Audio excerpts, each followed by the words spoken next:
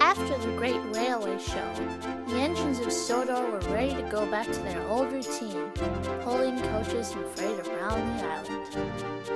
Frida of Germany and Vinny of North America had been ready to do just that, but the two engines had somehow missed their ferry, and the next one wouldn't arrive for a week or so. After contacting their controllers, Sir Topham Hatt decided to set the two engines to work, helping with goods trains around the island. Gordon and James were overjoyed that there were more engines to help with the job they hated so much. Vinny, however, was less than pleased with the arrangement. He complained about it to Frida, who had no sympathy. "Why don't you stop whining? If you saw us like this, maybe more pudding and less complaining would get the job done faster, yeah?" And she puffed away.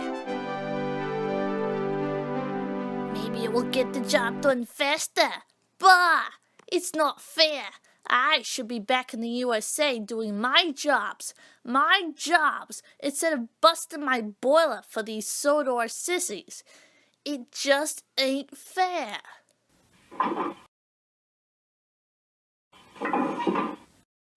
Then Stanley, who had been shunting, pulled up along front. "Hello there. You must be one of the new foreign engines.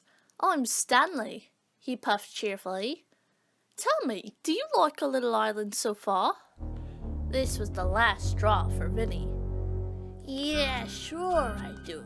Sure I like little squirts bothering me when I'm trying to catch a rest from all these stupid goods trains. So listen, Squirt, stay out of my way, or else you'll be nothing but a pile of scrap. Scrap, ya hear?" Good. Just remember that, Squirt." And with that, Vinny puffed away, feeling much better about things. Stanley, however, was left feeling rather shaken and didn't feel quite himself for the rest of the day. That night at the shunter sheds, Stanley told Billy about the incident. "Yeah, that sounds like him," said Billy, who knew nothing about Vinny. "What a jerk! Take it from me, Stanley. Just ignore him and he'll cause you no trouble." Okay, Billy," Stanley said bravely, but he was still dreadfully nervous inside. Sorry. What? Oh, you! Are you deaf or something, Squirt? I told you to stay out of my way!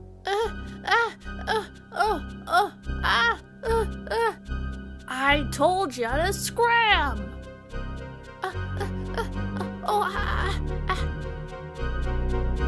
I almost had you that time, Squirt. Maybe I'll be luckier next time.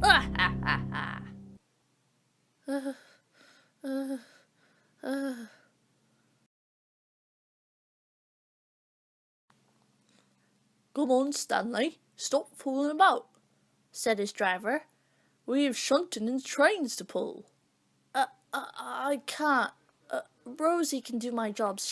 She likes shunting." "Don't be daft. Rosie has her own work to do. Now come on, boy, we're wasting time." But for the first time in his life, Stanley disobeyed. No, I'm sorry, but no." When Thomas heard about Stanley, he went to the sheds to see his friend. "Stanley?" "What? Oh, hi, Thomas. Rosie told me that you're staying in the sheds today. A bit odd, don't you think? Mind telling me why?"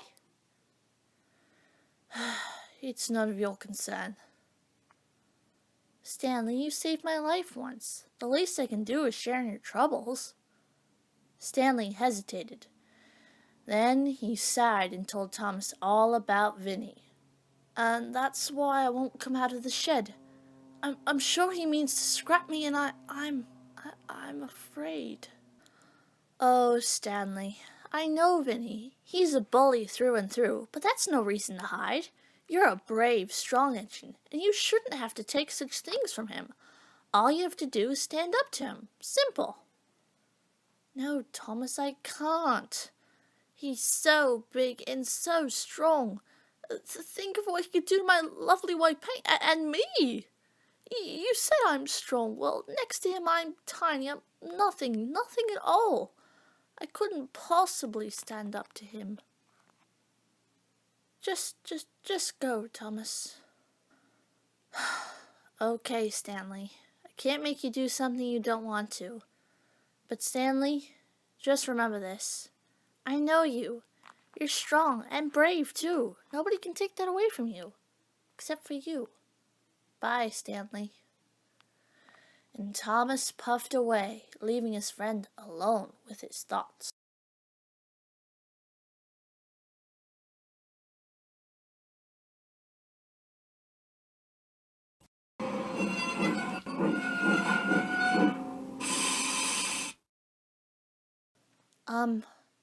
Hello? Yeah? Who is that? I'm Thomas. I believe we met at the Great Railway Show. Thomas blushed. I mistake you for someone named Gordon. Remember? Frida smiled. Oh yeah, the little tank engine at the show. I remember. I'm sorry if I seemed rude. I am very focused in a competition. Sometimes too focused to forget my meaning. Thomas smiled too. Oh, that's quite all right. Listen, I need to ask you something. I have a friend who your pal, Vinny. Oh, you misunderstand. Vinny is not my... How you say? Oh, yes, pal. He's not my pal. Thomas wrinkled his nose. I know what you mean. Then he told Frida all about Stanley's story and his plan to fix it. Frida seemed to mull this over. After a while, she spoke. Most Americans I like. Most that I meet compete well and are good sports with a win or lose, like German engine. This I like. Vinny, he is so loser and bully. Most of all, he acts like Dunkopf. I will help you. Wonderful, peeped Thomas happily. Here's the plan. I know you. You are strong and brave too. Nobody can take that away from you, except for you. Oh, it's no use. I'm small. I'm scared.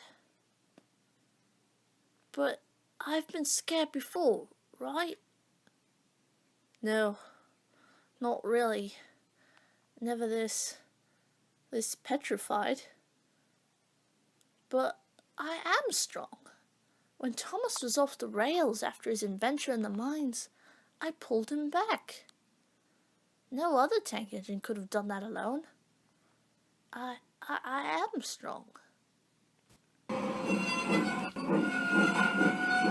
And if I'm strong, surely I can be brave. Oh, I've been so silly. Thomas was right. I can be brave. I've just been stopping myself. Though Vinny is still huge and strong and murderous. No, stop thinking about that. I am not scared. I am brave. I am strong. I am terrified. No! Oh, no, mustn't think like that. Look, Rosie, over here. Oh, hi, Stanley. Feeling better? You could say that. Listen, when is your next train? It's freight to the docks. The cars are waiting in Nafford. I just stopped off to get some water. Why? No worries, I'll take it. Oh, but I thought you were staying in your sheds for the rest of the day. Well, let's say I've just had a change of heart. Well, okay. Your driver and fireman, last I saw them, were having tea at the Natford tea shop. Wonderful, perfect. Now, please, Rosie, just shut me over there, then. I don't know. I don't know what Sir Thomas would think about this. I may have to ask him. Please, Rosie, please. Well, I still have my nerve. Please, Rosie. If you say so. Thanks, Rosie. Thanks a million. Soon, Stanley was puffing towards Brandon Docks. At the same time, Vinny was heading back from the docks after delivering a goods train, but his signalman had fallen asleep on the job, and the big engine was accidentally switched onto a line that was under repair. Vinny was headed for trouble. Stanley heard the crash before he saw it. He rushed to the scene, but when he saw who it was, he screeched to a halt several yards behind Vinny. Is somebody there? Stanley took a deep breath. It's me, Stanley. Kid? Oh, for Pete's sake, you're a shrimp! How on earth are you gonna help me? Ugh, just go, just get out of here, you hear? Get out of here. Of course, stammered Stanley, and he started to reverse. Then he stopped. What am I doing?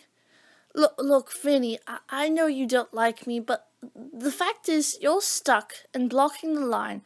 It seems that I must help you as I'm the only engine in the immediate vicinity. So you're going to have to cooperate whether you like it or not.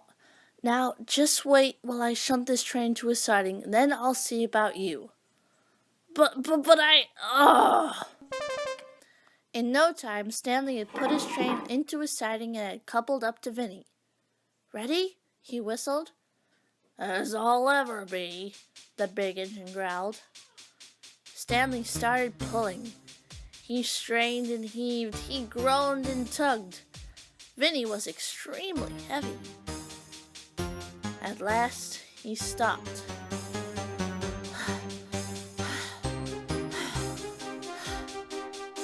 Vinny rolled his eyes.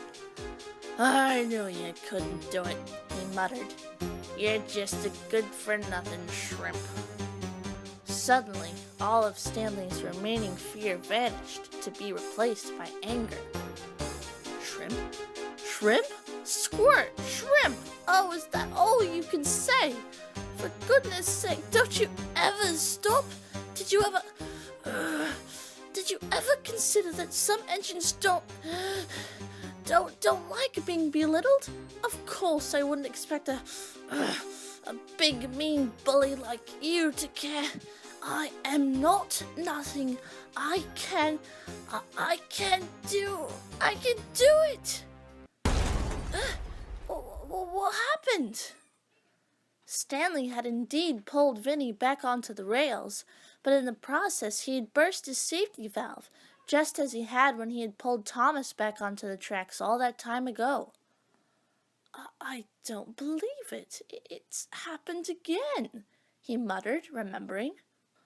Oh my gosh, I don't believe it. You actually did it, gasped Vinny. Then he realized that his rescuer was still. Hey, you okay back there? I'm afraid I can't move. Getting you back on the rails took its toll on me. Look, you know, it's no problem. My buffers are banged up, but I can still move. But you're gonna have to tell me how to get you to the works. You have one here on this ridiculously small island, right? I don't understand. I thought... Look, Squirt, Stanley, are you gonna tell me how to get you there or not?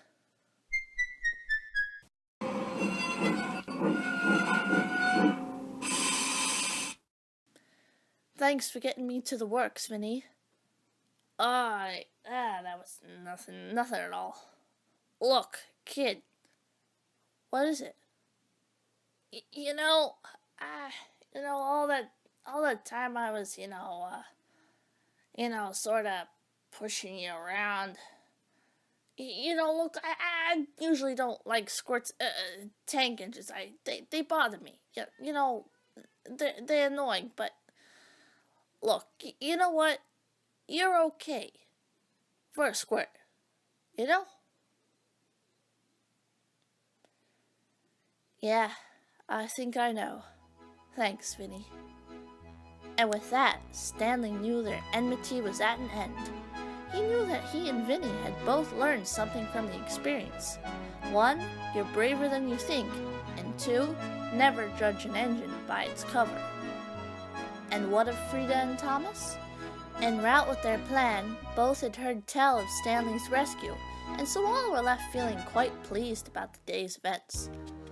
Although I'm sure we haven't seen the last of Vinny's tricks, I think he'll eventually mend his ways. Don't you?